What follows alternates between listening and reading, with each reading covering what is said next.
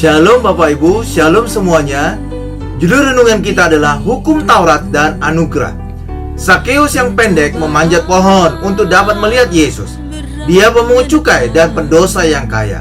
Ketika Yesus berbicara kepadanya, Yesus menunjukkan anugerahnya dan menumpang di rumah Zakeus. Ahli Taurat dan orang-orang Farisi tidak senang dan berkata, "Ia menumpang di rumah orang berdosa." Lukas 19 ayat 1 sampai dengan 10.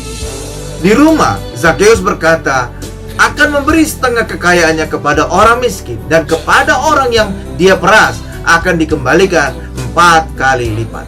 Respon Tuhan Yesus, "Hari ini telah terjadi keselamatan kepada rumah ini, karena orang ini pun anak Abraham." Roh Kudus menempatkan kisah Zakeus berdampingan dengan kisah penguasa muda yang kaya untuk menunjukkan kepada kita hasil yang berbeda dari berada di bawah hukum Taurat dan di bawah anugerah. Hukum Taurat dan anugerah. Penguasa muda ini datang dengan kesombongannya melakukan hukum Taurat, dan Yesus menjawab dengan hukum Taurat. Hasilnya, pemuda itu menolak Yesus, pergi dengan sedih dan tidak memberi apa-apa. Matius 19 ayat 22. Tetapi ketika Yesus tidak memberikan hukum Taurat, namun anugerahnya itu membuka hati Zakeus, juga dompetnya. Anugerah menuntun orang kepada pertobatan sejati.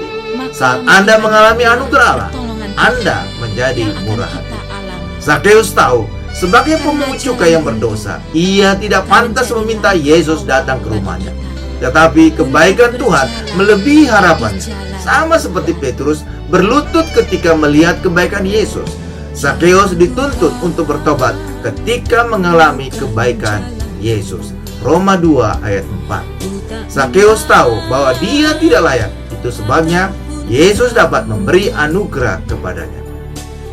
Hari ini, alihkan pandanganmu dari dirimu. Jadilah sibuk dengan Yesus dan anugerahnya. Maka seperti Zakeus, Anda akan diubahkan dari dalam keluar.